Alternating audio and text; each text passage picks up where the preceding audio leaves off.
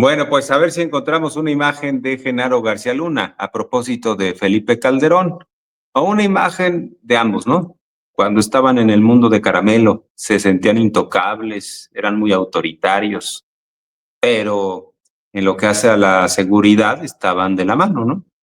Y la pregunta es, ¿García Luna le reportó a Felipe Calderón lo que recibía del cártel de Sinaloa, esos cañonazos de dinero? Bueno, pues ahí están, ¿no? Ambos cuando todo era para ellos risas, sonrisas, era pues ejercer el poder de forma vertical, sin disidencia, sin nadie que se les pusiera enfrente. Claro, salvo algunos valientes que sí los criticaban, pero la mayoría de los medios estaban plegados, estaban alineados, ¿no? En torno a ese régimen. Aplausos por acá, aplausos por allá. Ahora, esto es importante y creo que podremos ponerle este título a este clip, ¿no? García Luna a romper el cochinito. García Luna a romper el cochinito, le ponen millonaria multa, ¿no?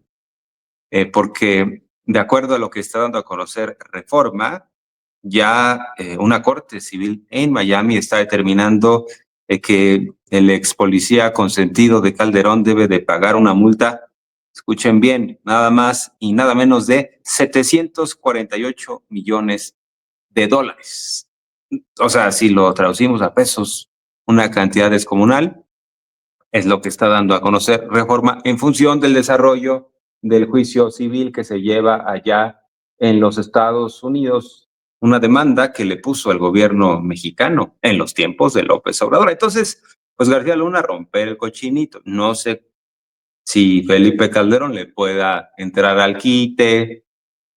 No eran socios, no estaban de la mano, no se aplaudían, no se apoyaban, no se hablaban al oído, no andaban ahí pues bien informados de lo que se estaba haciendo.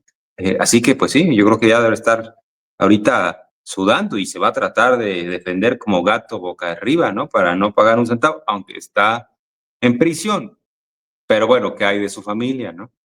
¿Qué hay de quienes están hoy en día disfrutando de lo mal habido por parte de García Luna? Y ahí les va lo que está señalando Reforma con información de lo que sucede en Estados Unidos. Dice una corte civil en Miami dictó ya una sentencia contra el exsecretario de Seguridad de México, Genaro García Luna, quien debe pagar una multa de 748 millones de dólares, y su esposa, Cristina Pereira, 1,740 millones por su participación en un esquema de contratación ilegal en el gobierno mexicano, de acuerdo con la columnista de Reforma, Penilei Ramírez. En 2021, México interpuso una demanda ante la Corte Civil en Miami, un esquema ilegal en el que se hicieron contratos con el gobierno mexicano y ese dinero terminó lavándose allá en Miami. Hay que recordar que el propio Pablo Gómez, titular de la OIF, dio a conocer cómo se movió el dinero, ¿no? De México, a través de paraísos fiscales, lo llevaron a Miami, lo convirtieron en dinero para inversión inmobiliaria, ¿no? Imagínense nada más, eso es lo que hizo García Luna, eh, operador de Felipe Calderón, su brazo derecho. Por eso nos preguntamos muchos, ¿tiene calidad moral Felipe Calderón para estar hablando de los temas públicos, para estar hablando de lo que sucede en los tiempos de la 4T? Pues no tiene el señor calidad moral. Entonces, está muy al pendiente Felipe Calderón de lo que sucede, eso sí. Se ve que no se despega de X, de las redes. Pues ya que reaccione en inmediato, que nos diga, primero, ¿le va a ayudar a García Luna? ¿Algún día lo va a visitar? ¿Le va a apoyar para armar la vaquita, romper el cochinito y pagar esa multa que se le está imponiendo en los Estados Unidos? Y en su caso, que nos explique cómo fue su relación durante el sexenio, porque hay muchos servidores públicos del momento que le avisaron a Felipe Calderón lo que estaba haciendo García Luna. Y Felipe Calderón aplicó la de yo ni los veo ni los oigo, ¿no? Entonces, Este es un tema muy trascendente, así que vamos a esperar, nada más que se confirme la información de esta multa multimillonaria hacia García Luna y que dé una explicación Felipe Calderón, y lo conminamos, lo invitamos públicamente a que la dé, ¿no? Porque han pasado los años y se sigue haciendo de la vista gorda. Bueno, hasta aquí con el tema de García Luna. Vamos a revisar algunos temas económicos. Estuvo el secretario de Hacienda, Edgar Amador, el secretario de Economía también. Estuvo ahí dando algunos datos importantes. Marcelo Ebrard. Me llama la atención este dato sobre la inversión extranjera directa, que está en niveles récord en los tiempos de la 4. Tanto presumían los neoliberales que ellos se llevaban muy bien con Estados Unidos y cómo se ponían de tapete. Las horas que ustedes digan, señores del imperio, ¿no?, norteamericano, porque así nos va a ir mejor. Nada más nos maltrataban más, ¿no? Hacíamos el ridículo internacional y ni siquiera llegaba la inversión. Hoy en día, la 4T se planta de forma digna frente a los Estados Unidos, sobre todo a raíz de que López Obrador dijo, pues nosotros tenemos que hacer valer la soberanía y fincar la política exterior en lo que ya marca la Constitución, ¿no? Vamos a tratarnos de iguales. Y en esa medida, pues hay que destacar que nos ha ido incluso mejor, ¿no? Entonces, desde los tiempos de la 4T llegó más inversión extranjera directa y ahora tenemos esta inversión de forma récord. Vamos a escuchar los datos que da a conocer Marcelo Ebrard. 21.4 miles de millones de dólares, es el más alto histórico que hayamos tenido. 21.400 millones de dólares. Esto crece respecto a todos los años anteriores. Es muy buena noticia porque es un trimestre que ha sido complejo en el escenario internacional y sin embargo esta inversión que creció en lo que llevamos de 25 respecto a los años anteriores significa que tenemos más reinversión y más capital llegando a nuestro país por todas las vías. Es muy buena noticia. La siguiente, por favor. Y nada más una reflexión para cerrar. El máximo histórico de la etapa neoliberal en México fue en 2018 y fue 9.500 millones de dólares. 2018. Fue su máximo. En la cuarta transformación llegamos este año al máximo histórico, que son 21.400 millones de dólares de inversión extranjera directa. Creo que es muy buena noticia.